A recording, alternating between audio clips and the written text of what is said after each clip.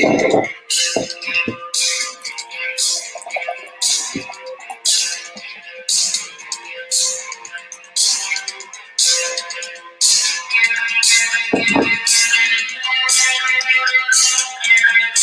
right, everybody, it's Justice for Comics.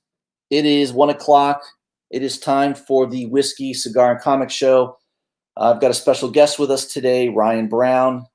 We're going to bring him on here in a second, and we're going to start talking comics, art, and everything in between. I just poured myself a nice little Guinness Stout, nice Irish beer, in celebration of having Ryan Brown on the channel. He's going to have a little drink with us as well.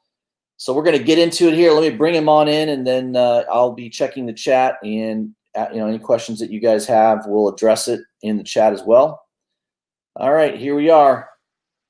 Hello. Man himself, Ryan Brown. I've got a drink as well. And he's got a drink as well. He's drinking a Spanish ale. Looks like a Estrella. Yeah, that's very good. Yep, it's not bad. I got the Guinness, so let's have a little drink here to start the show. Hold on a second. Excellent. Ooh, that's smooth. Smooth. I love it. Do you drink Guinness much? Yeah, I like a lot of the IPAs, a lot of the strong stuff. Yeah. The nice thing about it is you don't have to drink too many, and you got a nice buzz because they're so high in alcohol content. Depends where you're from, Yeah, right. I'm sure over there you're like, oh, that's nothing. You got. Oh yeah, totally. Yeah, drink a lot. But I think the best Guinness I ever had was in Japan.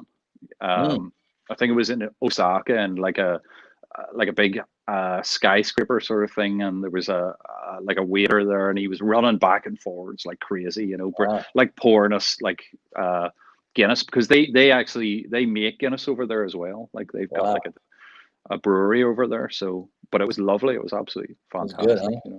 Yeah. Certainly, it's weird because Guinness definitely tastes different in different places. It depends on how they make it and stuff. So yeah, it's weird. I've got my business partner is from the liquor business. He used to work for Patron, the tequila company. Oh, right. Yeah. Okay. So excellent. I know a little bit about the liquor business from him, just from his experiences. And do you get any freebies or anything?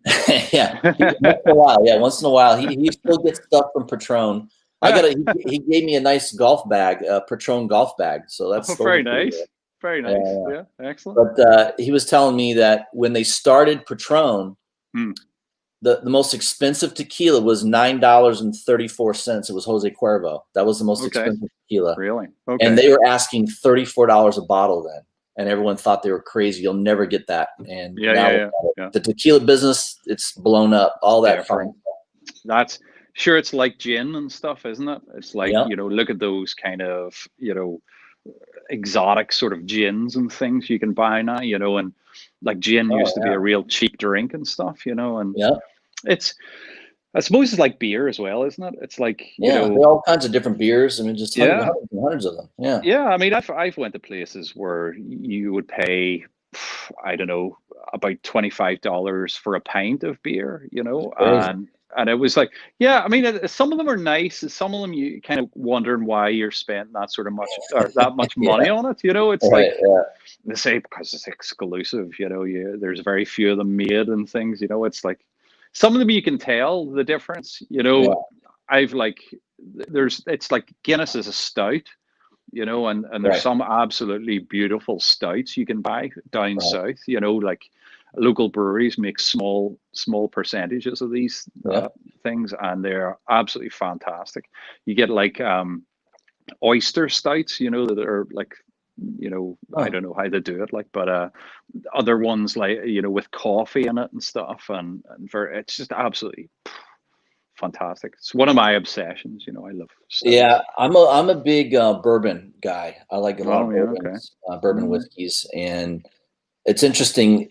A lot of the barrels that they make the whiskey in, they ship them over to Europe, and they use them in wine, for wine. So they do that for beer as well. Yeah, that's correct. Yeah, they've got some beer that's bourbon. Have you ever heard the term angel share? No. So when you Well, in fact, let me show you. I got my own barrel. Hold on a second. Okay. Oh, he's left me alone with yous. I can't see how many people are watching, but I'll just say hello to you all. Have a drink. So I have my own barrel. So this my wife bought this for me for Father's Day. Oh, very this good. is an actual barrel, and you have to cure it. So I've been putting hot water in to expand it so that it will hold the alcohol. I've heard about this. Yes. Yeah, and then eventually, when you put your whiskey in there, you know the wood will infuse into the whiskey. Yes. So you can basically put a cheaper whiskey in there, and you can make it taste really good. That's that's very clever. Very clever. Oh, I like that idea. I'm in the curing process. I think another week or so it'll be ready. So okay. Yeah. I'll try cheap whiskey first, just in case. Yes, why not? Yes. I'm not going to put the fine stuff in there. No. Yeah. It's weird because the only thing I've been drinking for years is like beer and stuff, and I don't touch spirits. But when I was in San Diego, a friend of mine brought me to this. It's like a speakeasy bar, you know, in the back of one of the other bars, like a hidden bar. You had to like wrap the thing and push this door. It was fake kegs of beer. You had to push them out of the way and go in. There was a woman sitting there and like bathed in this red light. You have to tell her a code, and she brings you to the table and stuff. Wow, that sounds really cool. And he said to me, "What do you want to drink?"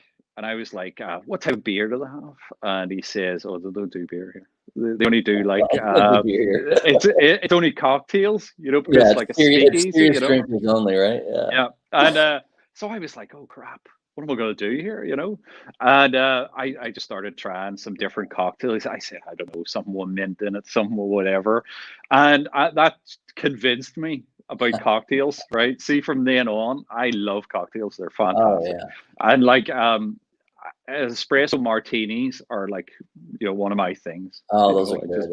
Absolutely love them. But you can't drink too many of them, you know, because they kind of. We have a bar here in Tampa, where I'm from. That's speakeasy. You have to get a code, you know, and when you walk in there, it's like 1920s. The bar, everything in the bar is made just as it was in the 1920s. My God, I need to go there. Oh, I'm telling you, and it tastes so amazing. It's just unbelievable the cocktails they can make. Yeah, they don't do beer at all. You come down to Tampa or Orlando, I'll bring you over to there, and we'll go out there. It'll be awesome. Sounds good to me. Sounds good to me. So I was saying, angel share is when they put the whiskey in the barrel, they age it, and then what happens? A lot of it evaporates. So the stuff that evaporates is called angel share. It goes right. Goes up to heaven. Very good. It's cool. That's bizarre. Yeah, brilliant. That's what they call it, angel share. We're learning so much about alcohol, aren't we? Well, yeah. When you get a little old, a little age on you, you start learning a few things. You know, especially you know, you definitely get more drinking in you. There's probably some recovering alcoholics listening to this, you know, tonight. I thought they thought tonight was, I hope we don't push them over the edge. That's it, you know. What they said was, "Oh, I need my comics fix here," you know, because this alcohol addiction. All they're talking about is beer and stuff. That's it, they're trying to control their alcohol addiction, and the only thing controls it is comics, you know. But they've came on here, and now we're talking about like beers and all types of alcohol and everything, and they're probably freaking out, you know. They probably smashed everything in the house and went off the off license. They're looking for something to drink. That's it. Hey, I found some alcohol here. Let me throw that. That's it. Boot polish. Yeah. Oh man. All right, I'm gonna pull up your Instagram page. Let's dive into some of your art. I'm gonna fix my pillow. Yeah, let me pull it up here.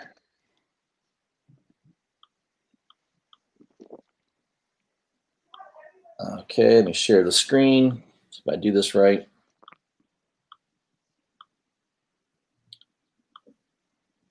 All right, there we go. I know the other day, I think you can change. Whoop. Oh, I'm playing with the. I'm playing with it here. Okay, this probably works well, right? You can kind of of course. You can see what's going on here. So, you know, going through your Instagram page. This was one I got recently. I love that cover that you did. Oh yeah. 7. Very nice. I do a lot of covers for like Comics Elite, the web store and stuff, and Yeah. I would do a lot of exclusives and stuff for them, and that was one of those. Now, how long did it take you to do that one right there? It's probably about 2.5 days or something along those lines. Yeah, but that was a lot quicker. We didn't have an awful lot of information about the character or anything, so they keep that under wraps, right? Yeah, a lot of it was, and it was also a bit of a kind of last minute one as well. So some of the covers you got a wee bit longer to do. You've got a bigger deadline for them, but looks like he's got one of those COVID masks on, so he's all ready. He's safe, right? and he's swiping the coronavirus away there, like with his hand. He's swiping it out. He's saying, "Get off me! Get off me!" So you did that digitally, or was that painted acrylic, or what? That was a painting. Yeah, that was painted, right? Yeah, sometimes I do like a rough digitally first, and then I'll like sort of do it with acrylic. My technique digitally is nearly identical to what I would do with acrylic paint. Kind of work up in layers and stuff, and does it take longer to do it digitally versus painting? I would say digitally is a little bit faster. Sometimes with acrylic paint, say you have to put like a really warm color on there, like red. Sometimes you've painted and you've got a dark color underneath that. You have to kind of lighten that up and then put the red on top, so there's certain little preparation stages that would slow the process down a bit, but my theory is that if you're doing anything digitally, you kind of, if you paint digitally and don't use all the kind of like little tricks of like, let's get a face, stick it on there and paint over it and various things like that, and filters and all the rest. If you just go painting, a lot of that technique is transferable, with whether you want to do like acrylic or watercolor or whatever. But as a medium, it's got its advantages and disadvantages. And one of the disadvantages I would say with digital is that you can work and work and work and work at it and keep working and keep working and change the colors and infinitely. And when do you stop? When do you stop? So it's a rabbit hole. Yeah, we're acrylic sometimes, and you can't sell the original art. You'd rather paint it so you can sell the original art, right? Yeah, that's exactly it. Yeah, that is one of the major disadvantages, because the company's going to pay you for producing that piece of art for them, and then that's it. If it's digital, that's the end. That's one of the reasons I went back to painting with acrylic. Well, saying that, going back to it, I only really dabbled in acrylic, years ago. I would say it was probably about 10 years ago. I was like dabbling in it, but never really worked. It's easier than oil. It's easier than oil painting, right? Oil painting is very touchy. It takes a lot longer to dry. Things like that. But they also had there's disadvantages to both of them, advantages and disadvantages. Oil paint you can blend really well, keep blending it, and you get a really beautiful blend with oil paint. Were you a fan of Frazetta back in the day? Was I sorry? Were you a big fan of Frank Frazetta? Oh yeah, totally. He was oil. He was all oil, right? Oh yeah, he was. Yeah. Because acrylic, even these days, acrylic has a little bit of a stigma to it. It's like any new thing like acrylic or digital painting. People sort of look at digital and say, "Oh, the computer does a lot of the work for you," or whatever. And people look at acrylic and say, "Oh, it's not real painting, which is oil painting." And then people looked at oil painting or oil in tubes and said, "Oh, that's not really real paint. Real paint is when you mix your own paints and stuff." Right. So it's like, it's when a new sort of medium comes along or something a change comes along, people go, well, that's not really real, blah, blah, blah, and there's a bit of a stigma. It takes a while for people to take to it, But yeah, Frazetta, I mean, I have to say I was probably a fan of Simon Bisley before Frazetta, because I was sort of introduced to his art before, Frazetta's art. because I like my brother is like an art dealer, and he worked with Simon Bisley for years, before I was in comics or anything, and he used to sell his art. He still does, like, but he used to Is that sell how you his met artwork. Simon? Through your brother? Yeah, yeah, Yeah, that's cool. yeah. We originally did a comic called The Dead Kingdom of Flies, and it had Alan Grant, you know, that wrote Batman and stuff in 2018. Alan Grant wrote it. Glenn Fabry did the covers, and Simon Bisley did the interiors.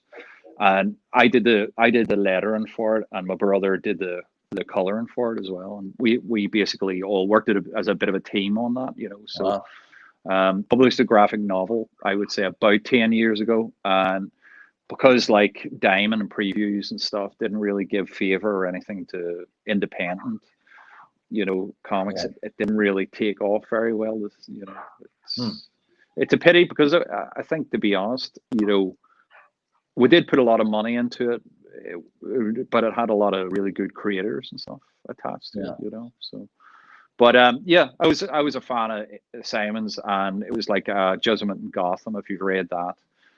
You know, the Batman Judge Dredd crossover. Yep. And the artwork was absolutely fantastic. It was so dynamic.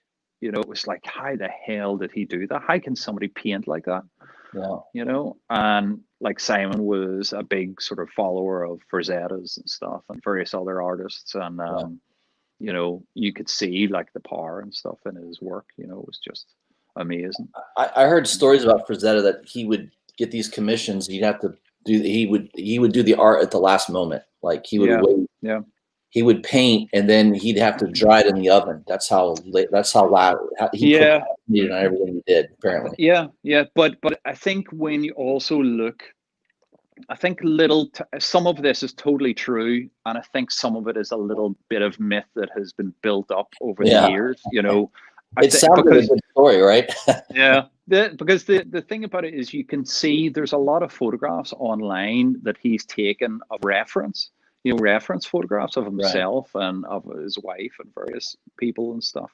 And you can see little roughs that he's drawn of color, kind of concepts and things for his painting. So it's possible that he did that painting in one night, but it's very possible that the preparation work was over a longer period of time. You know, it makes more sense.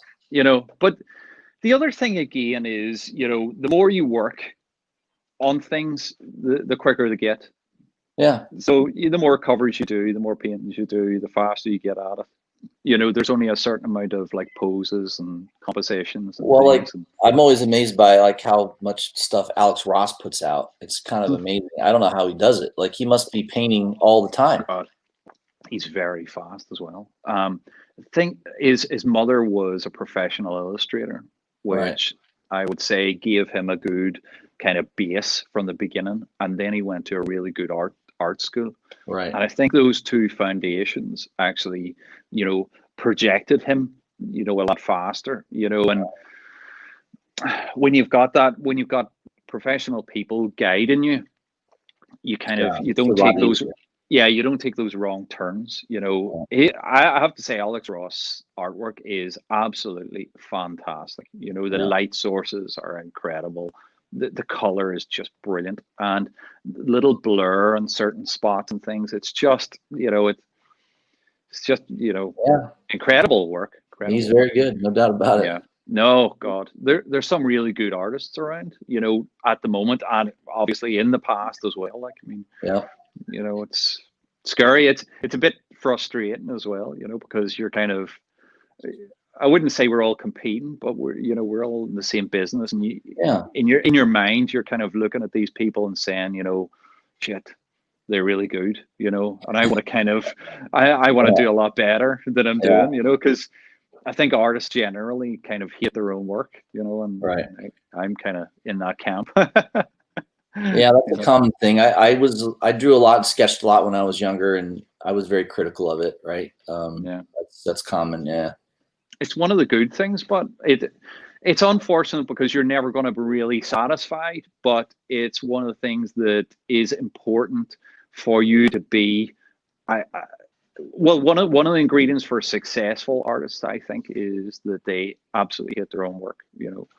As Yeah. long as you can have a separate part of your brain for the business side.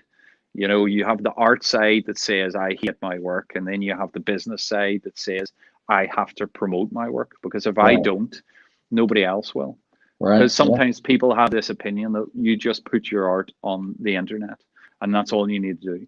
Yeah. And basically people will come and find you and they'll give you jobs. Yeah. There's only a small amount of that is true. That's only a small part of it. There's a lot of networking that's necessary, and right place at the right time.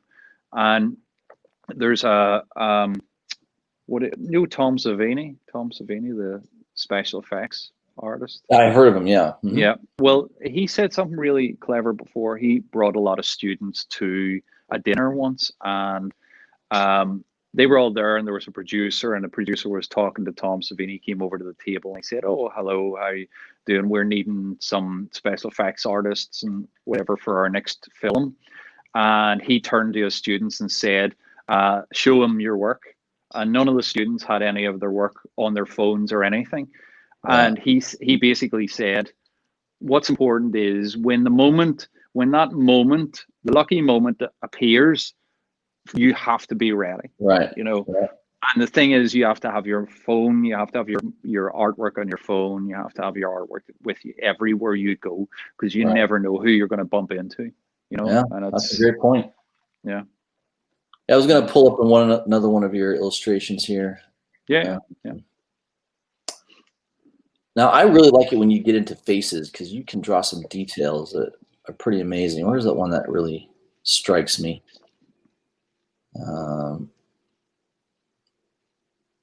Yeah, I really like this one too. Oh, that's what. Yeah. That was direct from Marvel. That was a variant for Earth X, I think it was. Yeah. You are really good at like getting that awesome effect of the face. Yeah, thank you. The griminess of the face there. I think it's your zombie stuff like this. This one right here is crazy good. Look at that. How long did that take you to do that? That looks like that would take forever. That was an acrylic sketch. I kind of at a point, I would say about 2 years ago, or maybe 3 years ago, I kind of went on a little spree of like painting sketches, A4 sized sketches. And that was one of the ones I did. It was kind of, I don't know why I did them. I just kind of did it for a bit of fun, and I would say that probably took about 6 hours to paint or whatever, about 6 hours. Yeah, it's funny because when you're doing like sketches and things, you don't really care about it that much, so you just kind of add a bit of detail, just sit there and relax, and then whenever it's finished, sort of thing. And sometimes it works really well. There's something about looseness, that kind of, like whenever you see like Rembrandt paintings, you can see that there's like a blurredness to some of all the lines are not sharp. That blurredness. Like if you look at that head, you can see it's blurring into the background. Right. So that's that adds atmosphere to it. It means that face is starting to blend into the back, like a bit of mist or something. Yeah. And the other thing is, see the way there's a lot of detail on the face. Sometimes a plain background actually works better because it contrasts against all that detail on the face, So there's a lot of tools and techniques you're using, for like a painting like that. It's all about contrast and contrast of textures, contrast of colors, contrast of light and dark, and contrast of lines as well. So like real thick lines and then little narrow lines and stuff, and that's basically all dots and like scratches and stuff like that. But when you put it all together, really, it looks kind of three-dimensional. I'm waiting for you to do another comic cover like that, where it's just crazy detail like that. I love that. Yeah. Well, I'm working one at the minute, a DC cover. So it's not a full face, but it's quite close up, so it's kind of thing. I just finished a zombie one as well, a Marvel zombie one. But yeah, I do like doing the faces. I try every once in a while to kind of, do a close up and then a full body, or a 3/4 shot sort of thing, and Right. try and mix it up all the time. There was one I did there of the Joker. It was like I can't remember what Year of the Villain, I think it was. Yeah, I'll pull it up here. I got it on there. That was for unknown comic bookshop. Or is that the one with the crazy eyes? Yes. I started doing the Joker with not that one. See the way there's a Joker there, and then there's another Joker. It's probably lower down if you go. Yeah, let me go a little further down. Yeah, I kind of started doing the Joker like that with the contact lenses. When I saw that cover of the Joker, I bought it immediately. I was like, I don't care how much it costs. I'm just going to buy that. There you go. That's it there. Yeah, I love that. Man, it's crazy. Yeah. It's like the idea there is he's got the contact lenses in, but he never takes them out. So it's like his eyes all bloodshot and everything. It's like it's all like puffed up and everything. And and you do like I did like the pink and sort of like cream like jacket and stuff. I didn't do the original the standard Joker kind of clothes, because I wanted that pink to kind of carry through with the card, the Harlequin card. It's really good. And you can see all the little hearts all starting to kind of, they're all breaking up, and they're popping out of the card. It's like he's deranged. It's like, I like to put a little story behind everything. It's great. Even when you look at his face, you can see makeup spots. Where it's all missing. You can see like where he's dyed his eyebrows and. Like loads and around his nose, because the makeup's all worn off here and things. Oh yeah, right around the nostril. I see that. Yeah, all that sort of stuff. It's awesome. Yeah, it keeps your attention. That's my idea. It kind of keeps my attention. When cover artist, you kind of have to draw people's attention real quick, right? You do indeed. Yeah, it needs to stand out. It needs to stand out. Yeah, and because there's so many good covers out there, you kind of you need something to make these things stand out, from the crowd, and there's a couple of techniques you can do. Like, see all the lines that are on his jacket are pointing towards the card, and the hearts are circling around his head, so it's like enveloping the image and stuff, and then his eyes looking down there, but his other eyes looking at you. It's all these little, it's all these things to kind of tell the story and subtleties of your art that that translate. I love it. Yeah, because there's a lot to storytelling, and it's kind of weird because a lot of colleges don't really teach a lot about art, but art is a science. There are rules to it. And I know there's been this thing thrown about where there are no rules, to art. But I think to tell a good story, you kind of have to understand contrast is one of the keys. Like, how do you do like a page in a comic? How do you make one panel look dramatic? Is like some of the other ones are slightly more bland, and then that one stands out in your face because it's so dramatic. And it means it's telling the reader, it's like film. Like, there's laws to how to produce like a movie, how to get those scenes to look really dramatic and stuff, so yeah. Now you do a lot of cover art. Have you thought about doing more sequential, like interior art on comics, or not so much? Not really. It's kind of, the thing about it is my patience, I don't know whether I could actually, if the right job came along and it was the right time in my career, I wouldn't say no to interior stuff. But at the moment, I don't really want to draw somebody talking to somebody and then somebody talking to somebody else. And then from that angle, from this angle, from that angle, I just don't really want to. I want to kind of do. If Alan Moore called you up and said, "Hey Ryan, I need you to draw some interior artwork for me on this book," you might say yes. No, I would just go, oh, no interest. No interest. Oh no, who are you again? I don't remember who you are. No, it all depends, but you have to remember as well that it kind of, Interiors, I would want to paint them like that. I would want to do every single panel with that sort of detail. And the problem with that is it's going to take you a week to do a page.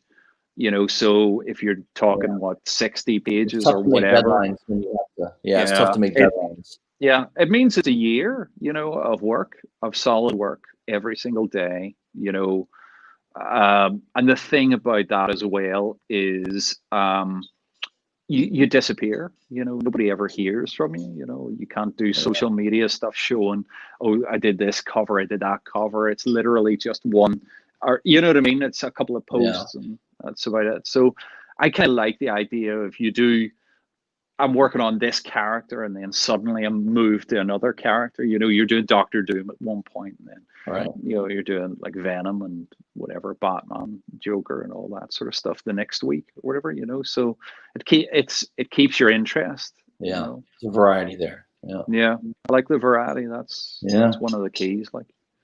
Yeah, I love that Fantastic Four cover. That thing is awesome. Okay. Well, the idea, see, if you look at the eye up there, it's kind of all like squished, like stretched.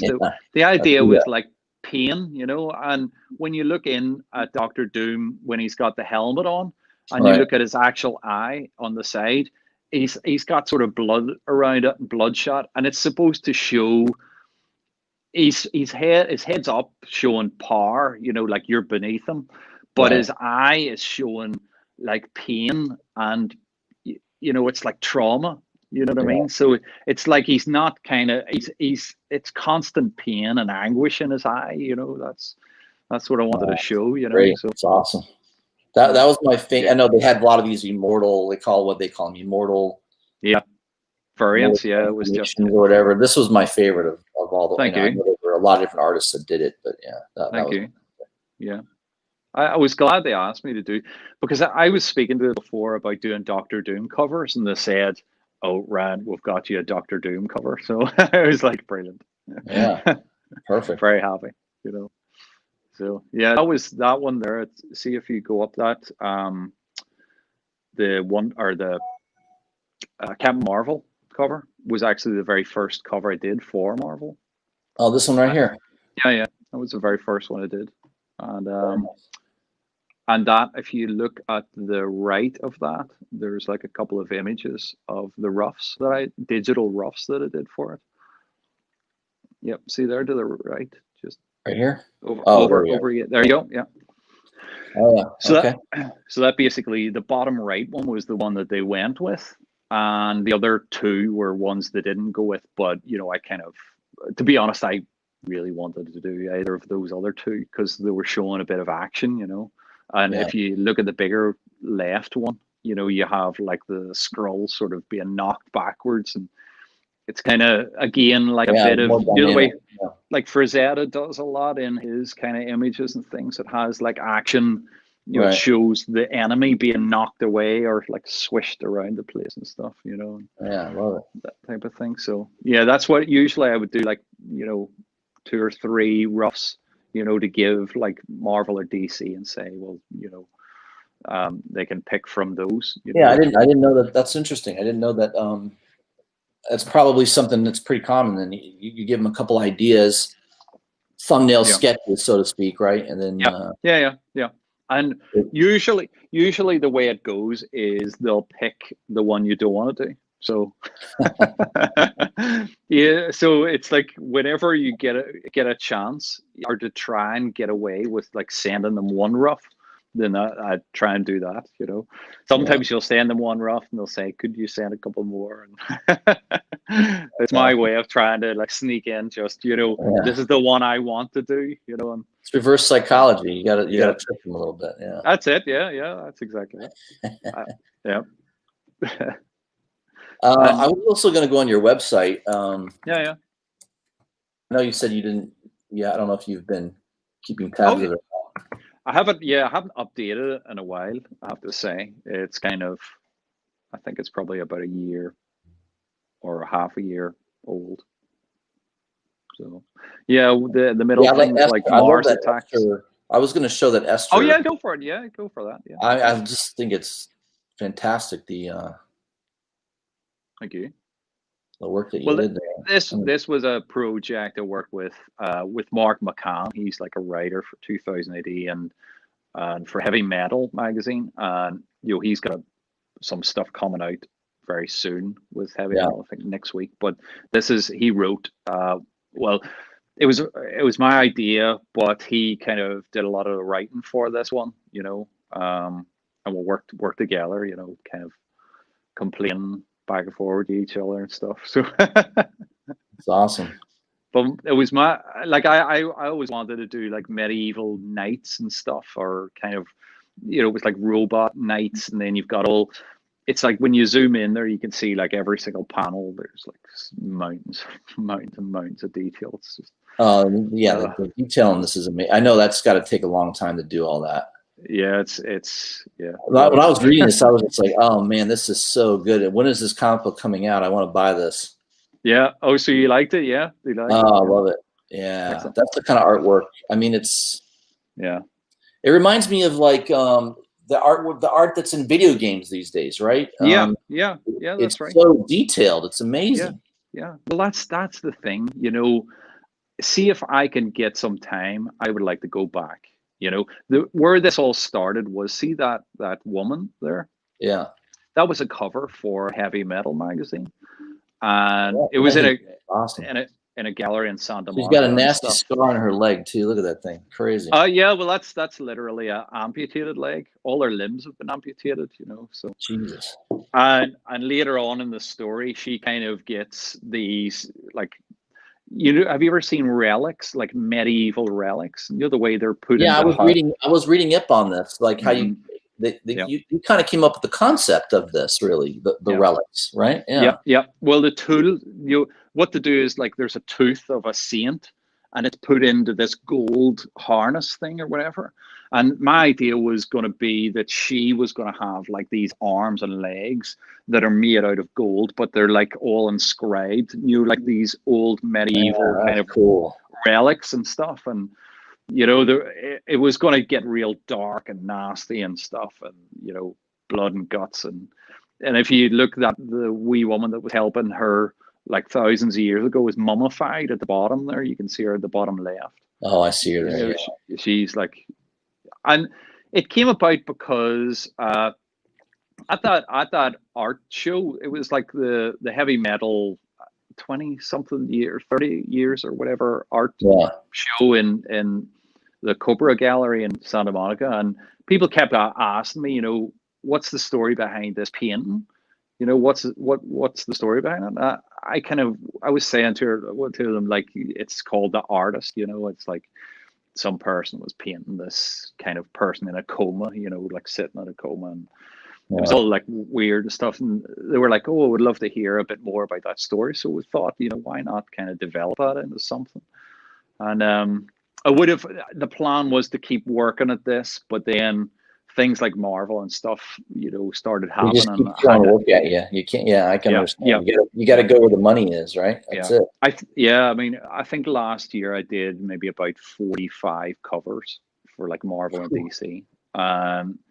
It was a lot of covers. This year, obviously, with like the coronavirus thing, it's been slowed down a bit. But I've been working on covers and of a project I'm working on at the minute. Can't say anything about it, but it's really big. Yeah.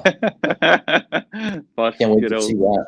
Yeah, it should be announced next month, as far as I know. So yeah, Matt says you do machines better than any artists have seen.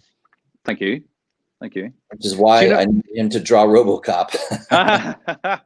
I'd love to draw RoboCop, but I would love to draw a real gritty version of him.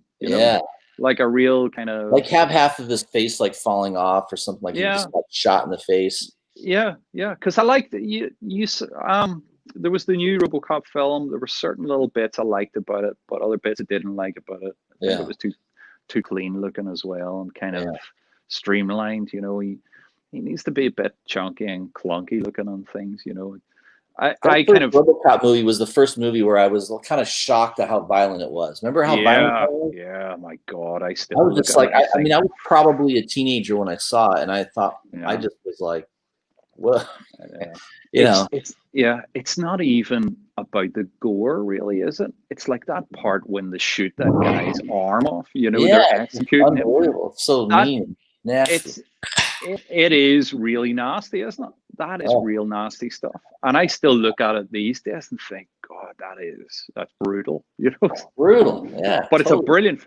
The 80s, they could make films. There were some really good films then. Oh yeah, And I think there are still really good films these days, but I think, our crap films these days are just not as good as the crap films in the 80s. right. I loved all the crap films in the 80s. It's just Yeah, yeah, there was like Robot Ninja or something. There was like all these different, or yeah, Cyborg Ninja or something. yeah. You used to go to the video store and you'd see all these like covers and stuff, and they'd be all painted covers. That was one of the things that made me want to do all this stuff as well. It was like Wow. Yeah, I was you going to ask you what kind of got you into art. Were you always drawing and doodling as a kid, like me in school? I was always in school drawing. I could care less about the lessons and things like that. I yeah, was, yeah. Well, I'm dyslexic, so reading and writing is a bit of a yeah, problem. Even these days, I write things backwards sometimes and things. And, yeah, yeah, how I learn things is audiobooks. I've listened to so many audiobooks, all yeah, kind of factual and history audiobooks and things like that. I do that while I'm working as well. But school, was just, I'm a visual learner, and, yeah, reading and writing was tough for me. yeah, It's, so that kind of the visual thing, whenever I was looking at comics, years ago when I was a kid, it was all the art stuff that really drew me in. yeah. The story itself really was sort of second. So like I don't know whether you've seen any of the British comics. There's like a thing called Scream. There's a comic called Scream. It's like a horror comic. Oh yeah. It's really well worth looking for. The I'll have to old check it out. Look for the How back old is it? issues. An older book? It's an older thing. It's probably from the kind of late 80s. Yeah, Fantastic. Fantastic. The stories were really, really creepy, and the artwork was just brilliant. It had a lot of the 2000 AD artists and stuff working on it, and it was real good stuff. yeah. And You that know that what got horror book I like right now is that, or I don't, they don't produce it right now. It's called Sync. You ever read Sync? Sync. No, Sync. no. Is this a new comic? Yeah, it came out a couple years ago. The gentleman, I think he's from. I think it's about a town in Ireland. Actually, that's why I was surprised you didn't know about it. Oh, really? Yeah, and the art in it's amazing, and it's like pretty out there. Like it's pretty brutal. Yeah, it's really Really? good. Okay. It's called Sync. Okay. So I'll check out Scream, and you Yes. check out Sync. Oh, well, definitely. Excellent. The thing about it working in comics is you never really have any time to read comics. Like I get all the comps and stuff. I've got like boxes and boxes of comps, and it's like I never really get to read them. Well, when you get older, when you get to be an old man, you can open up a comic book shop with all the comps that you have. That's what you do. Hold on a second. I'm using. Hold on. Thank you. Just got a beer there. Not for beer. Yeah, that was like the Jedi knew the Force. It was like Yeah, it only works when grabbing alcohol. That's it. Unfortunately, yeah, it doesn't work on money and stuff. Right. Card. Yeah. Oh man. Oh, what were you saying? Sorry, I kind of interrupted you. What was I saying? The beer's gotten to me. No, I was talking about. Oh yeah, when you get older, you can open up your own comic book shop with all your comics. I know, that's it. So just get a storage unit and put all those books in there, and then eventually you just open up a shop and. God, you know what? I could build a house with it. I could build a house, just like all the boxes and stuff. It's starting to get a bit crazy. You ever seen those hoarder, TV programs? Hoarder, yeah. That's it. Yeah, I'll only have about that much space from the doorway. I'll have to slide through the top, sort of thing. Man. It's terrible. Yeah, I'm up to about 7,500 comic books, so I've still got a long way to go. But my God, that's crazy. Yeah, that's a lot. But you know, I like to collect this stuff. I like to keep like one or two of everything that I've done. You know, Oh I yeah. remember I remember hearing Alan Grant say this before. He has a room where he basically keeps all his, like, anything that he's ever worked on. He Wow. has like one or two copies in this Oh, that's massive cool. big thing, and I thought it was a great idea, you know, until last year, whenever I actually filled like I think it was 2 or 3 long boxes of what I had did that year, and I thought, oh my Just god, that this is year. not going to work. Yeah, No. this isn't going to work. You know, Capacity, man. There's always a capacity issue. Yeah. no. So That's I'm the going to have to go downside of being through a it. comic book collector is you eventually get to a point where Yeah, you only have so much space in your house, and then what? I'm going to yeah. go rent a storage unit for my comic I books, know. and then that's an expense every year. I gotta rent a, you got to rent an air conditioning, storage unit. Don't be saying this. Don't be saying this, because you're basically you're saying this, and that's like you're basically telling people not to buy any more comics. And if they don't buy any, if they Well, don't buy any more, I'm out of I'm a saying you business. have to narrow your choices, right? Narrow down. Oh, right, right. To mine, just my ones. Right. I mean, if you go through just like the previews for the month, how many different comic books there are? No, It's got to be a couple thousand if you include all of the titles. Yeah. Marvel, DC, Independence. It's insane. Well, Marvel brings out what 133 comics a month or something like that, something along those lines. It's Yeah. like it's a lot. That is a lot. And then how many variant covers for each of these? It's crazy. I'm not complaining. I mean, it's great. Yeah. I'm quite happy that they're doing this is the best I've ever seen art from not just you, but a lot of different artists. The art is amazing right now. It really is. Yeah. Thank you. No, there's some fantastic artists out there. There's like Lucio Perello. Yeah, he's good. You've got that Art Germ guy. You've got what do you call the guy? There's another Italian artist. Do you like Delato? Do you like Zaffino? Oh yeah. Roberto Zaffino. He's got that gritty. It's kind of like a really gritty style. Yeah. I like that kind of style too. Adi Granoff. Yeah, Adi Granoff. Yeah. And Delato, of course, the Italian guy, Delato, right? Yeah. Who's the guy from Croatia? Asad Ribic. Oh yeah, Ribic. Yeah. He's good. Oh, fantastic. I think the first time I saw him do art was he did like a Marvel Loki series. Yes. Wasn't that his first art? I think that was his, and he did all the interior art with the covers. Amazing. Yeah. Oh God.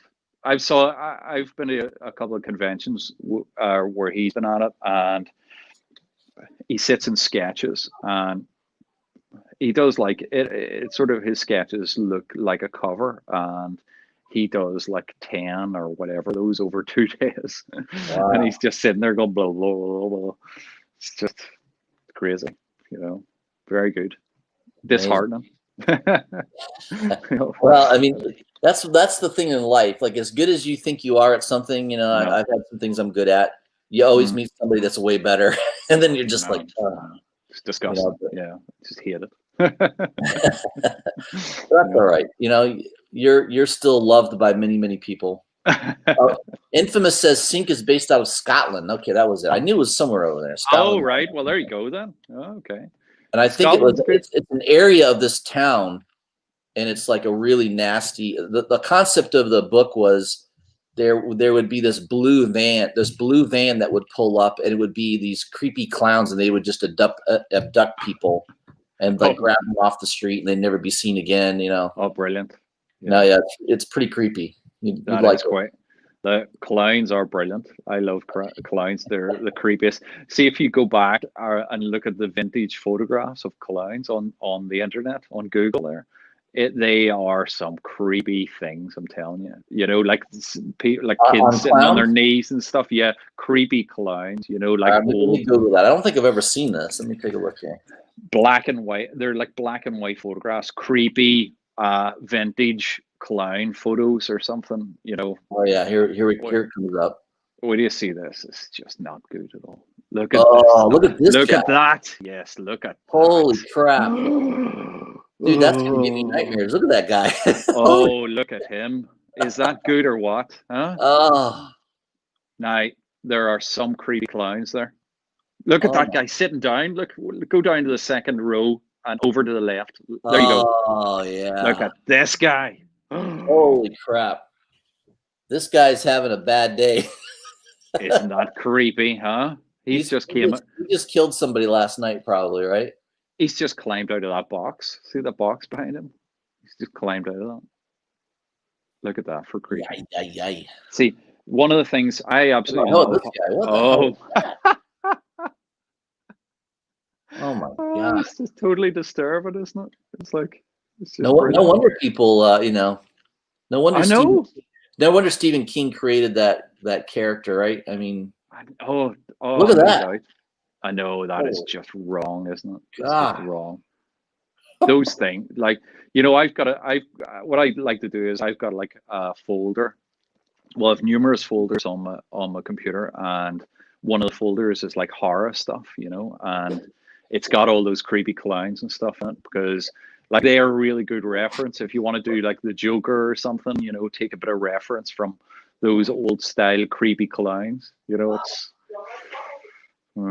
disturbing. I think you should get that T-shirt and wear it to the bar next time. I eat children. That is disturbing. Oh my god! A few new T-shirts as well. That would be absolutely perfect. Oh man, Wrong, I could see why people are afraid of clowns, right? It's just wrong, isn't it? It's like, what is that guy there? Look at this guy. What is that? He's got a hand on his head. That's like his hat is a hand. His hat? Yeah. It's wrong. Oh my god. Something wrong there. But that's all inspiration, isn't it? It's inspiration. It is. I always I think you need to do. I think your next cover needs to be some really, really creepy clown. And all you got to do is just look at these look at these photos. There's your photo reference. You got a perfect photo reference. See, when you look back at a lot of old black and white photographs, all the vintage photographs, there's some real creepy stuff there. Yeah. Real disturbing stuff. And there was like, I think Victorian or Edwardian times when they used to, they used to take photographs of their dead family members and stuff, and with them posing with them. And I've seen that. That's insane that they used to do that. It's crazy.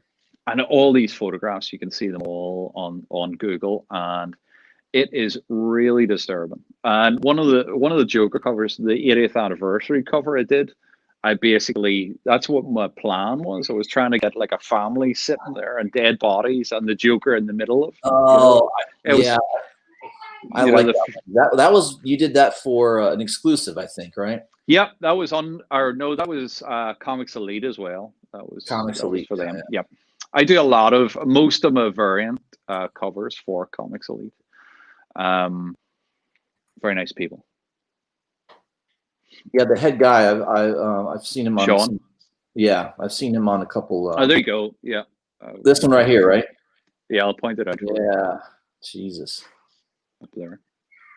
Yeah, I'm friends with Billy, and Billy's done some stuff with Comics Elite. I think he's kind of mentioned you quite a bit also in his. Oh yeah, Billy. Yeah. No. Yeah, you know Billy. Lovely guy. Yeah. Yeah, real nice guy. He's been very helpful. He's come on my channel once before too. So. Oh, I think yeah. I need to go back on. Need to go back on his at some point as well. Yeah. Crazy, He's a little crazy. He's got a funny laugh to him too. I love it. No, he's mad. No, he's doing really well as well. Speed Paint says, "Show your lovely hands, Ryan." Oh, that's a little creepy. Show your lovely hands. I don't know why he wants to do that. Another question is, do you know John Guion? Is it Guion? John. I'm not sure. Oh, he does have a really creepy Joker cover. I've seen this. Okay. I actually own it too. He did a really creepy Joker cover. Where is it?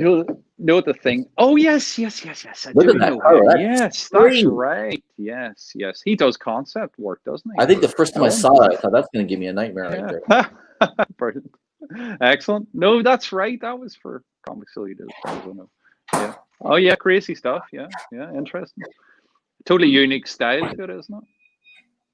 Very unique. Yeah. I mean, that's kind of the thing in comic books, isn't it? You don't want to just replicate something. You want to kind of have your own style, really, right? Create something that definitely stands out a little bit. There's a weird thing that I think they're okay about variant covers and stuff, having like a different style. But I think unless you have a large following, it's very hard to kind of get a different style in doing like interiors or whatever. Right. But if you're doing variants, they're happy with all these different styles and things. If you're doing interiors, most of them are wanting like Jim Lee sort of, replicants or whatever and stuff like that. So it's kind of, whenever I was starting, I was thinking to myself, what way do I go here? And I kind of went a very kind of safe route where it was a, believability and kind of representational art, nothing too extreme, and because I was totally aware that it's very hard to get jobs in comics, and unless you're a really big name, you can't get away with the really abstract kind of, like Bill Sankovich sort of stuff, his work is fantastic, absolutely fantastic. Yeah. But if he was coming in now, it would maybe be harder for him to get. He probably wouldn't do as well, would he? Yeah, he probably would have the time. Yeah. Yeah. So it's kind of, that's one of the disadvantages, I think. You kind of have to be a safe form of art to kind of get in through the door, and then you can slowly evolve your style into something. Well, like right now, one of the hottest artists is that Peach Momoko, right?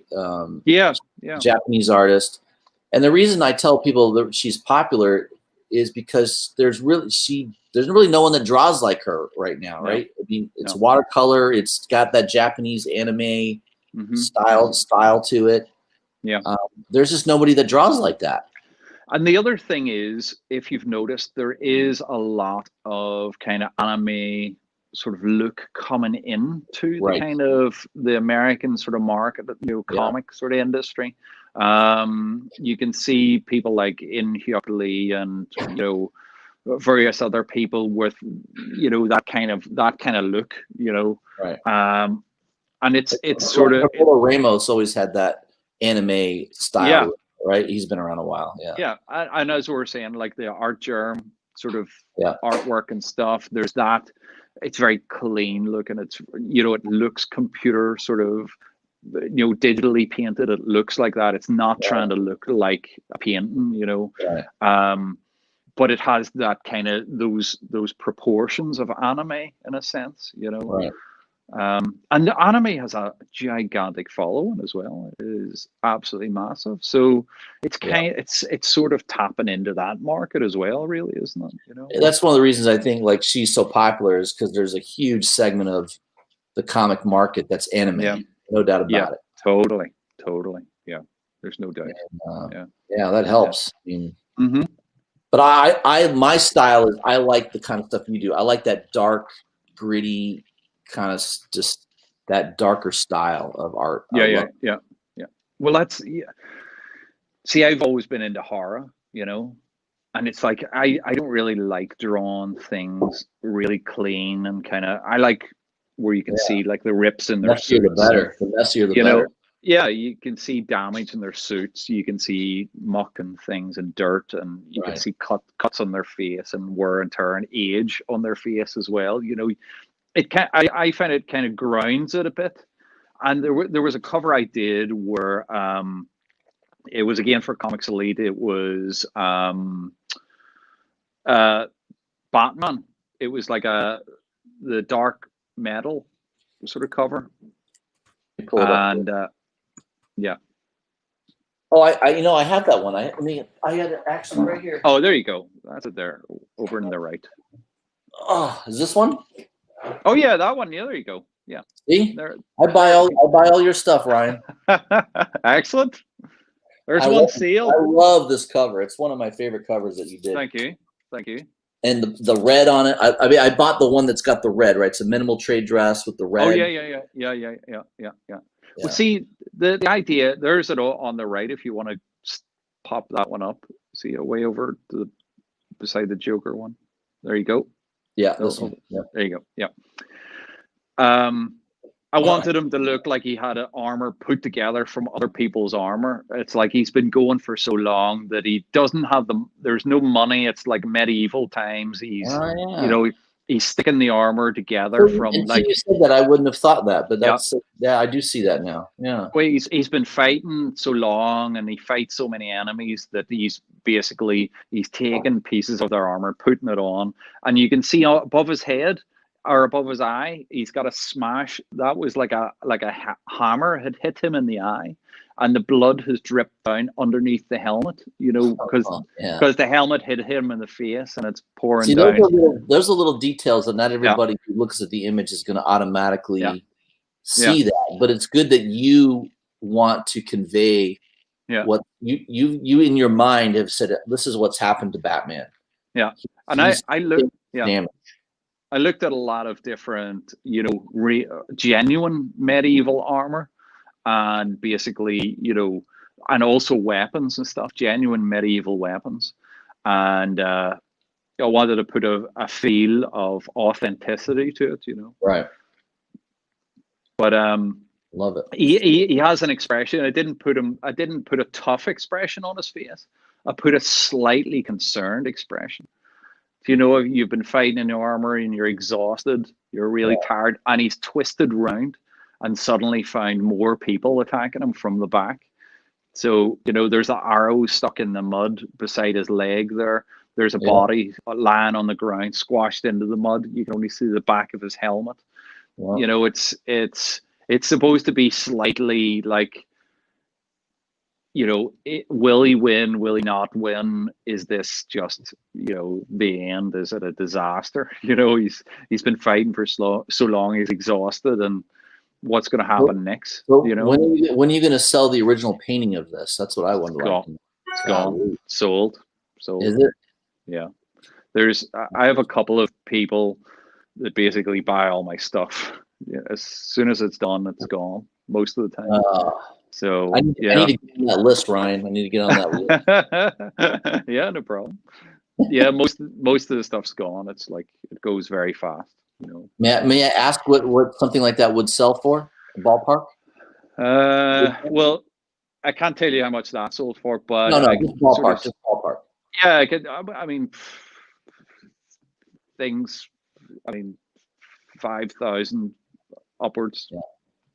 Is that pounds or dollars? Dollars. Yeah.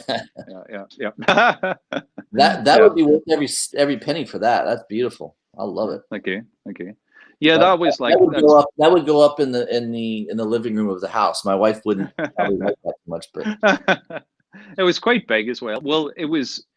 I don't know if you've got A3 size over there. Do you use? What is that, like 11 by 17 type size? I think it is. Yeah, it's a wee bit bigger than 11 by 17. A lot of the artists do 11 by 17. I've noticed. Yeah. Yeah. It was about that sort of size. I kind of do a lot of my work that size. It's just easier to handle, and you don't need to put as much paint on the board. If it's big paint, then it's a lot of work. And once you've got like a cover to do each week, then it's just you need to keep going. It's like it's a constant thing. So, but I would like to paint some big things at some point. But maybe for galleries or something or whatever. But I don't know, just for a bit of fun. Something different. Amazing. Thank you. Well, I especially love your zombie and your just all that you do. I really like that stuff. There's the heavy metal cover I did as well, based on that story. If you go up a bit, see that one? Yeah, I love that. Just right up at the top. Am I missing it? This one here? Red. See the red? Over. Oh, there it is. Yeah, yeah. There you go. Yeah, Yeah, I yeah, love. yeah. That was a sci-fi I special. I need to go out and buy that one. $2.89. All right, I'll make note of that. Yeah, yeah. It I was love fun to do that one. It didn't take an awful long time. It was kind of more working out the idea of what it was, you know. So you got that painter, and she's basically sitting there admiring what she's done, or thinking about it, and thinking maybe, you know, see, the whole idea of this is a story. You have to Right, look at this and try and work out what is going on. What is this all about? right. So Well, you it's know kind of, you've made it. You know you've made it when you're doing covers for heavy metal. That's for damn sure. yeah. I really like doing that. I would like to do more, but it's just getting time, unfortunately. It's like I'm just working and flat out at the minute. That's the one problem artists have is Yeah. you can't create more time. No, Right? no. That's your biggest enemy is time, isn't it? I'm waiting. They've already cloned the sheep, so they have. So I'm just waiting so they can clone people. Yeah, you need to clone yourself. Have a couple of your. You have one guy that just does covers. You can clone That's another it. guy Yeah. that does interior artwork. Yeah. And I would like to be, I'll leave the clones to do the work, and I would like to be on a beach somewhere, and with like, one of those Yeah. espresso martini and stuff. You want the leisure Ryan. You got the hardworking cover artist That's it. Ryan, Yeah. and the interior art. Yeah. You And need about 4 of you. Yeah, I'll do the interviews and stuff and say, they'll say you work very hard, don't you? I'll say, Yeah, you have social media, Ryan. You need a social media part of you too. That's it. Yes. While I'm on the beach and stuff, Yeah, yeah. All the little. Is this it's coming out as well? That's from a long time ago. That was probably one of the first digital paintings I've did. That was like 2008 character Judge Anderson and Mean Machine. But it wasn't a cover. It was only that guy has a serious arm. It looks like it looks like a Swiss Army knife on crack. No. Yeah, that's the character. That's the character. But I kind of pumped it up a wee bit, and just made it a wee bit more ridiculous, But you might as well, You might as well go if you're gonna do ridiculous, go really ridiculous. Yeah, come on.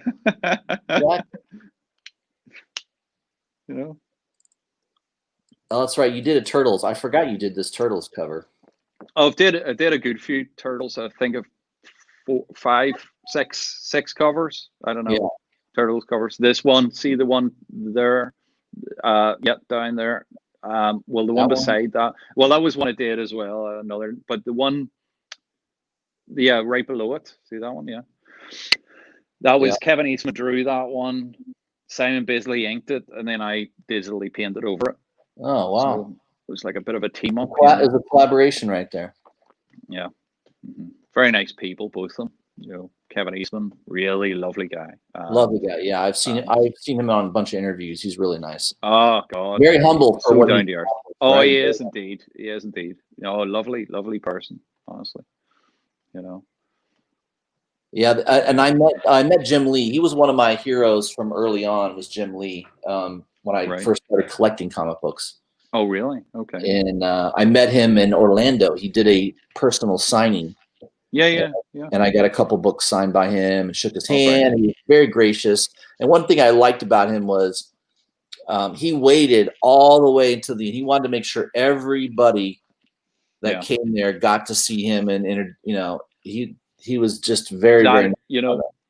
I've heard stories about him. I've heard that he's a very nice person, which is which is fantastic. Oh, I love that. There are some people out there that are not. Rob Liefeld, Rob Liefeld.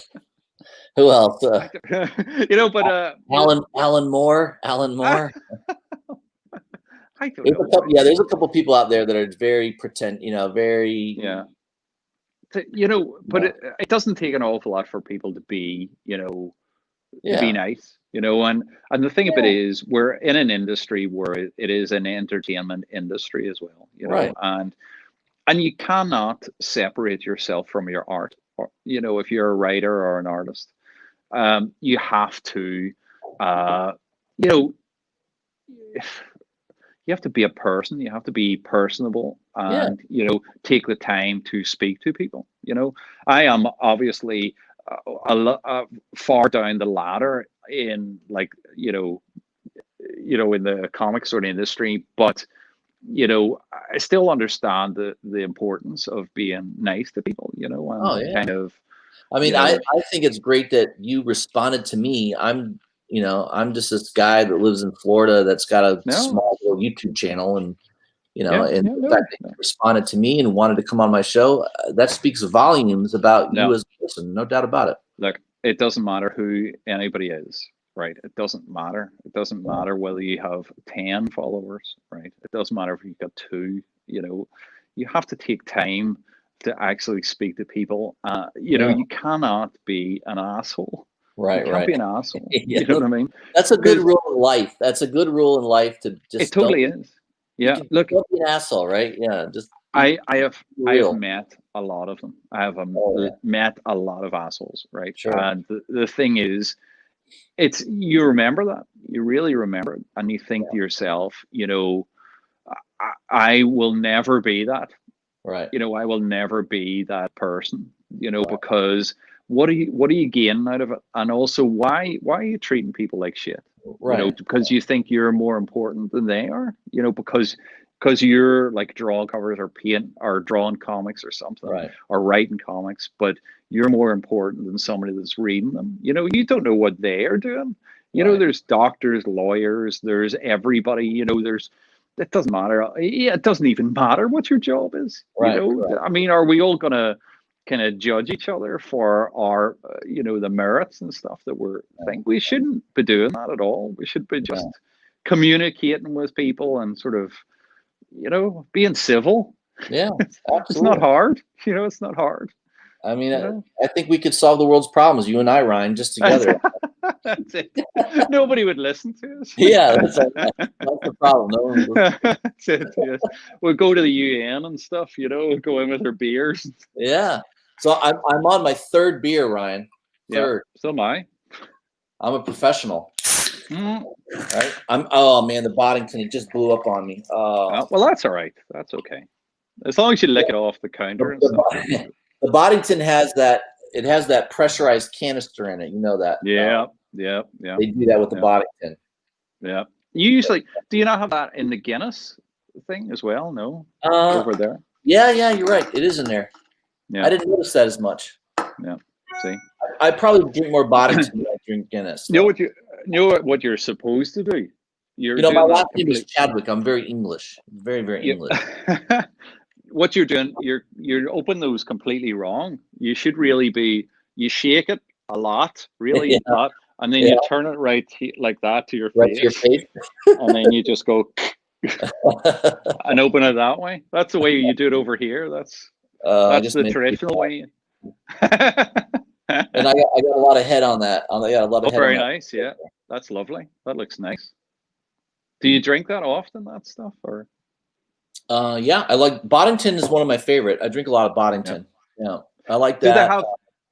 Do they have any of those on tap? Over there, or? There is in downtown Tampa. There is an English pub that has it right on tap. Good. Very good. It's fantastic. Here's a thing. The guy from Comics Elite, Sean, from Comics Elite, he basically, I said, because I love craft beers and exotic types of beers and stuff. Yeah. So he said, here's an exotic beer, and he gave me this stuff called Blue Moon, right? But I get a feeling that he was like twisting my arm, and it was like cheap shit. Somebody bought me this glass, and it's Blue Moon. It's Blue Moon. Yeah. But I just loved it. I don't really drink it, but they bought me the glass.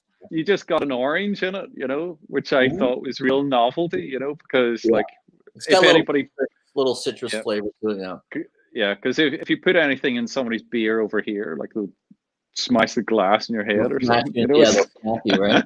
Yeah.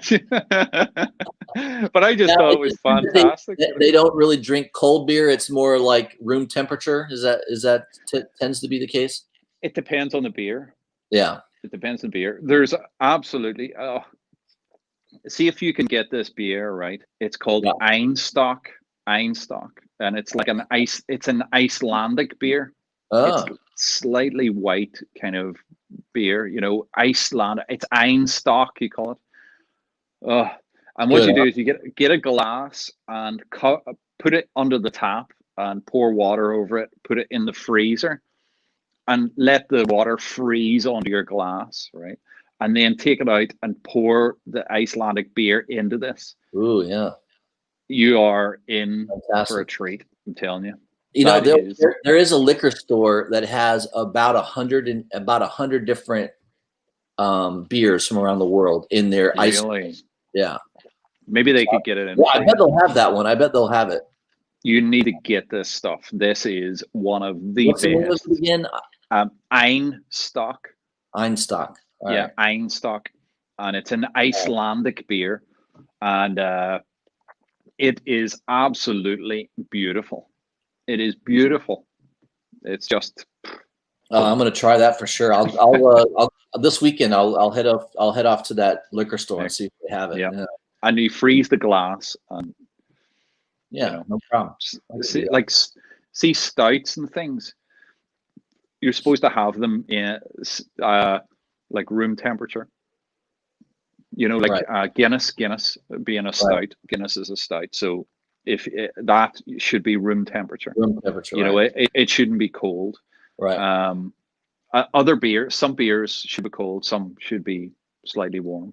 Yeah. It makes a difference because the coldness, it sort of freezes your taste buds supposedly, and Yeah. it takes away some of the flavor of the thing. Yeah. So, as far as I know, but Yeah, you know more than I do, I'm sure. I know bourbons pretty well, and that's about it. yeah.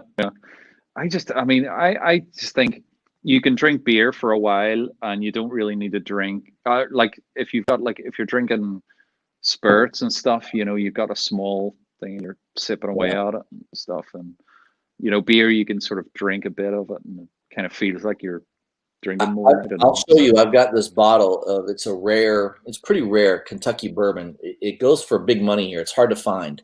Oh, okay, yeah. I only got it because my business partner used to be in the liquor business, so he's connected and he got it. Wait till you see his bottle. I'm gonna go grab it. It's right over here. Okay. He's left me alone again. Hello, everybody. Oh God, I've got stage fright now. Yeah, you entertain them while I'm gone? Yeah, I was just saying I've got stage fright. Oh, very nice. So this is called Blanton. Oh, look at that. And it's got like a little horse and rider, the Kentucky Derby. Yes. At the top. Wow. And it's got like a seal, like to open it, you have to break the seal. Wow. And when are you going to open that one? Yeah, I have it. I did drink one of these. Yeah. Is it good? Could you taste the difference? It is very smooth. I mean, I have noticed it. Okay. Extremely smooth. So this is numbered. This is like number 136. So they actually number the bottles. Nice. So wow. So bottles actually sell on eBay for money. The empty bottle. Yeah. Really? Oh my God. And so are you planning to keep that one, or is it like?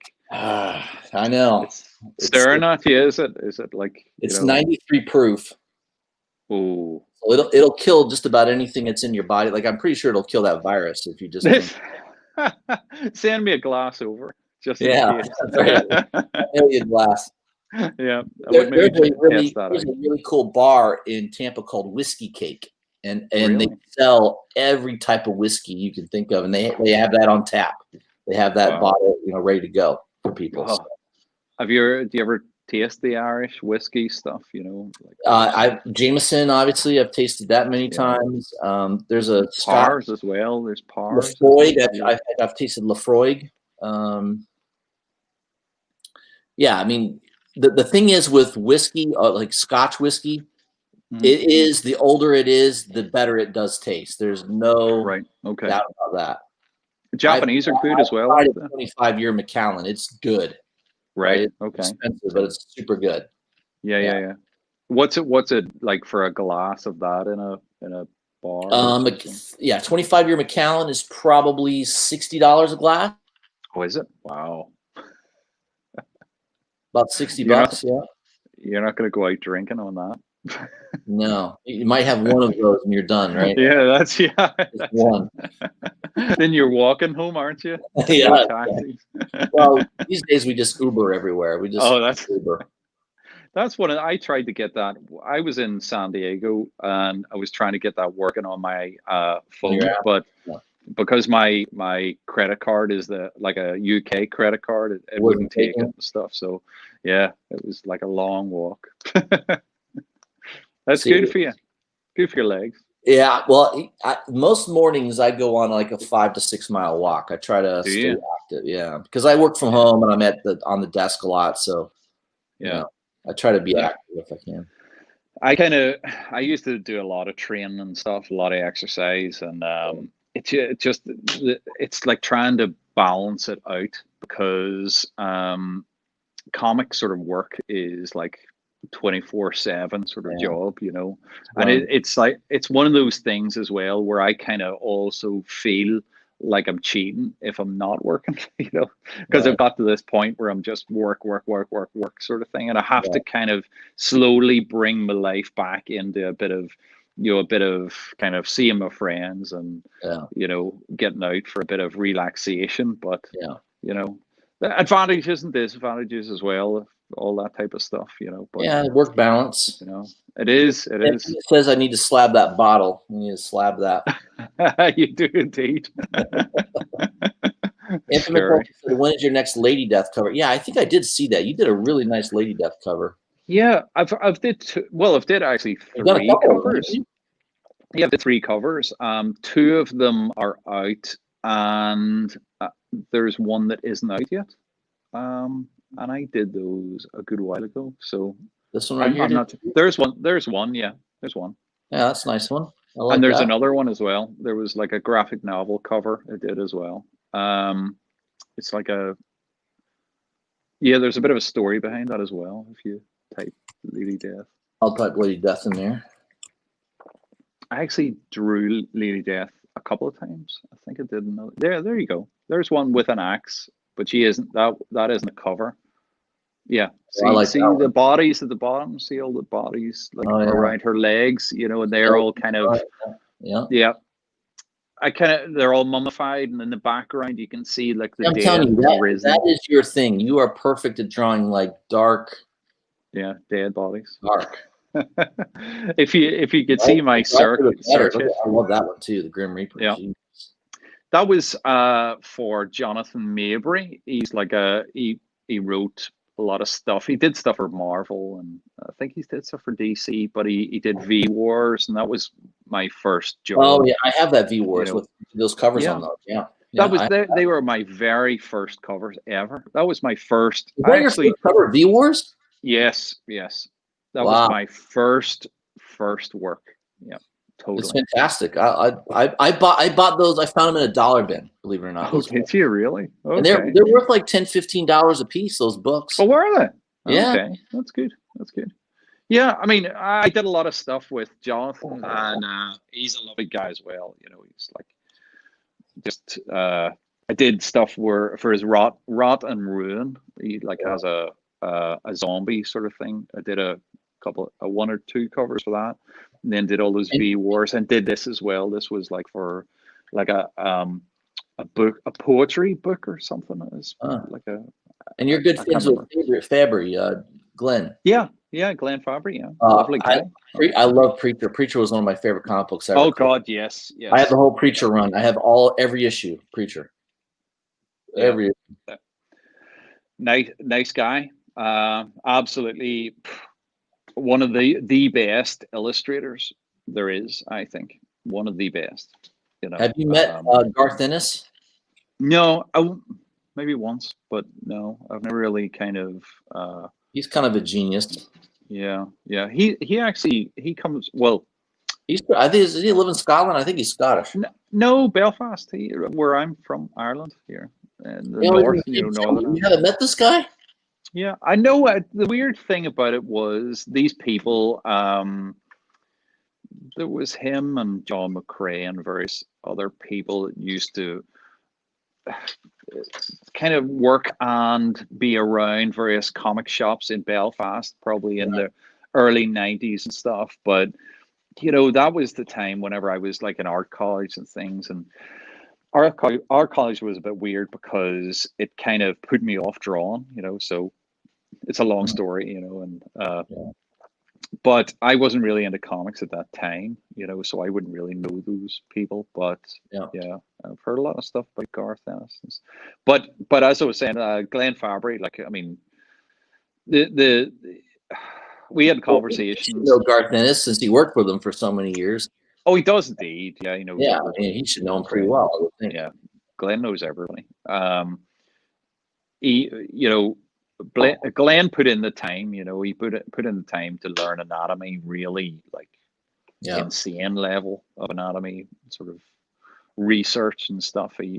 He told me he used to get like old ballet videos and things like that and freeze frame them and then draw the people, draw their muscles and stuff. And he had like all these sketchbooks where he used to keep drawing like every like freeze frame of the things, so you could understand how muscles worked in all different angles, and it's just an insane amount of learning, really, Well, it's funny because you have artists that really are very, very accurate at drawing anatomy, right? And then you have other artists that are completely inaccurate at drawing anatomy. Yes. Right? I would say I am not accurate. I would say I'm not accurate with muscles at all, anatomy in general. But it looks pretty damn good to me. I can't tell that it's not accurate. That's for sure. See, I kind of take the idea from like Simon Bisley. Simon Bisley says, about believability. All you need is what you need to carry the story across. To make that believable. People could look their anatomy. People could look at those pictures and say, well, that muscle's not in the right spot, and this is not in the right spot, and this should be shown. But you're always in a fight. You're everything's in conflict in the way. Like, do I spend more time to learn anatomy more correctly when only a small amount of people will actually see those differences? Or do I spend it on other things, And I've had to weigh up all this stuff because, I'm coming into the industry a lot later than a lot of other people. And, I've only really been doing covers for about 5.5 years-ish. And, that's I've had to move fast, to basically kind of get to where I am at the minute. And at the moment, I'm still not happy with, where I am, but you're always progressing. You're trying to develop your skill constantly. It's a constant. It's a balance of being really, really good, but being really, really fast, right? You got to pump out the work too. So you have to know where to cut corners. Yeah, that's one of the things. Where are people going to look on the image? What can I leave out? Right. Because sometimes an image doesn't have to be. You can look at an image that I've drawn there, and it looks like it's packed full of detail, but it's packed full of the detail in the areas that I want you to look. Right. You're drawing the attention there. Right. Yeah. Because the rest of it doesn't have anything in it, really. Yeah. There's nothing really much there. It's like a magician, man. It's just like a magician. Yeah. I'm going to draw your attention here. Yeah. You're going to focus on this. Yeah. Yeah. Well, they're all techniques again, aren't they? It's techniques of illustration. And the other thing is it's more important not to oversell the image in the way that you're telling the full story to the people that are looking at it. You want people to look at it and invest in that image, and you want them to invest in the way that they're trying to figure out what it actually means. What is the story behind that? There's a lot of little elements there, and if you keep looking, it's a bit like a Where's Wally sort of thing as well. You keep looking and seeing other little bits around the place. That's what I think's important. And it seems people sort of take to that. They seem to, because I've kind of showed, well, people came back to me about my art and said, you know, oh, I love the fact that, you know, there's a story behind this and blah, blah. So, you know, it's thing. Yeah. I used to go to comic conventions and speak or sit beside other artists, and I would ask them about their art and what they thought of their own art. Yeah. And it kind of helped me a lot as well. You know, it turned out a lot of artists hate their own artwork. And it turns, and I could, and I analyzed all this stuff and kind of, you know, it sort of helped me in a program or process, you know, to develop as well. It sort of helped me that way. But I think as you get older and your art matures, you ought to take the time to love what you do as well, right? I think that's important. Like, not to be so critical. Yeah. Really sit back and go, you know, that's a really good image. I did exactly what I wanted to do there. Do you know when you get that, you actually get that sometimes like a year later, whenever you've left the image and you've left it there and haven't really looked at it. Yeah. When you go back to it, you can see it with a bit of a clear head. And it's almost like somebody else drew it. And you can say, you know, there's been images that I've painted before and I thought that looks like shit, you know. And I felt really embarrassed when it got printed, and then looked at it a year later, and I think it's actually not that bad. Yeah, it's like, you know, it's not as bad as I remember it being. Excuse me. All the beers make me about 97 to 98% of the world can't draw even close to what you can. So always keep that in your mind. That most people draw stick figures. So, like I drew a sketch and I posted it on my Instagram the other day, and I had a couple people say, "Yeah, not bad," but I'm just like, "Yeah, they're just being nice." You know, they're just being nice. But it's, you know what it is, again, it's like a skill, any skill. If you want to be a bodybuilder, right, and you just go once a week, right? You know what I mean? If you go once a week, then you have to expect, you know, you're gonna have little tiny muscles like peas. Right. And if you go like all day, every day, and blah blah blah, you know, it's all about that, isn't it? It's like, you know, how much do you, I mean, in your life, how much do you want to invest in, I want to be the best artist, or I want to be the best athlete, or I want to be the best doctor, or anything at all, you know.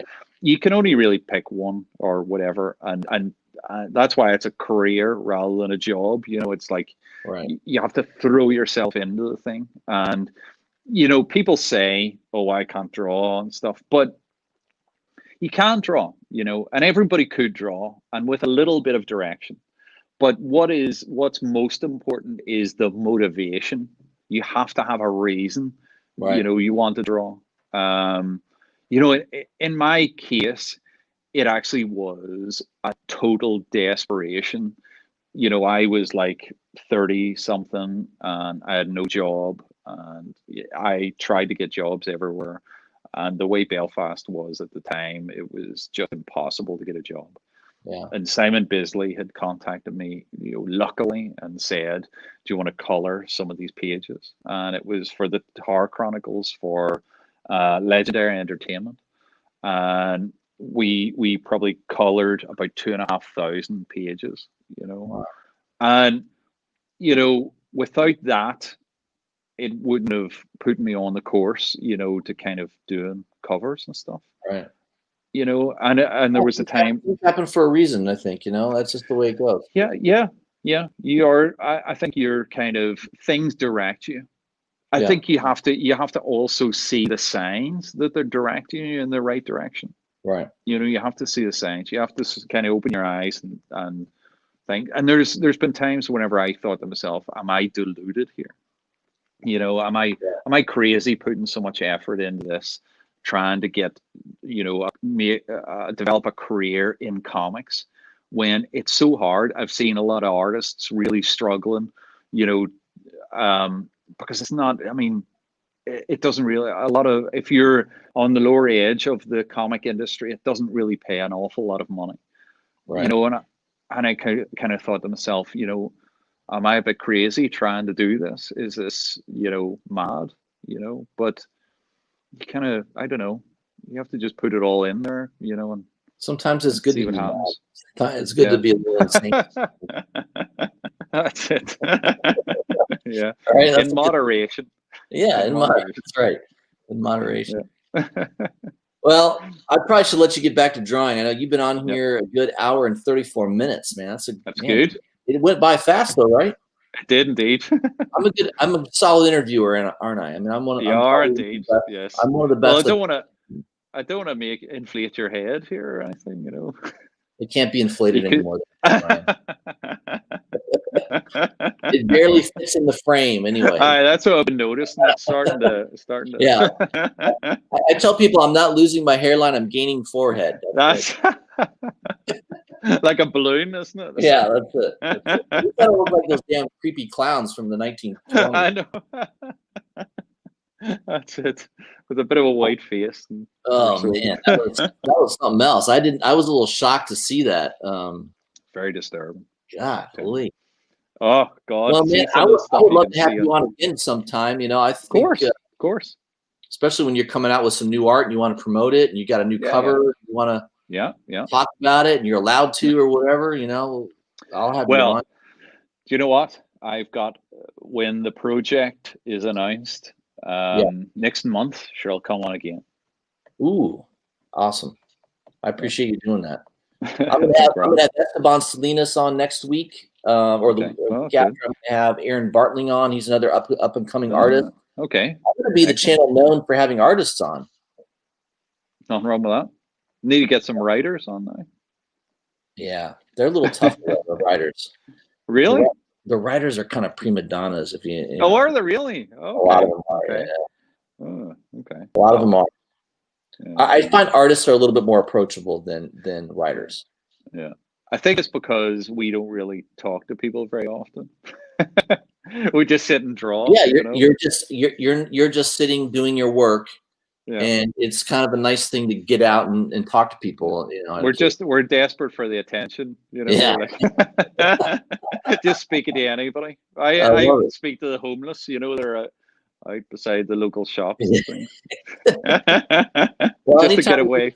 Anytime you need someone to talk to while you're drawing something, you just give. I'll shoot you my number. You call me anytime, Ryan. I'm happy to talk to you. If you want to say, hey, what do you think of this? You want to get my artistic. You'll regret saying that. I'll do it. I'll give you my feedback. You'll regret saying that. I said you'll regret saying that. My regrets to what? You'll regret saying that because I'll be on the phone all the time. Well, yeah, I'm very good at critiquing things. I'll tell you if it's shit or not. I'll tell you right away. When you see my career goes down the toilet because I'm all emotional now. You know, yeah. Like, oh my God, everything's terrible. I'll be like, Ryan, come on, buckle up, man.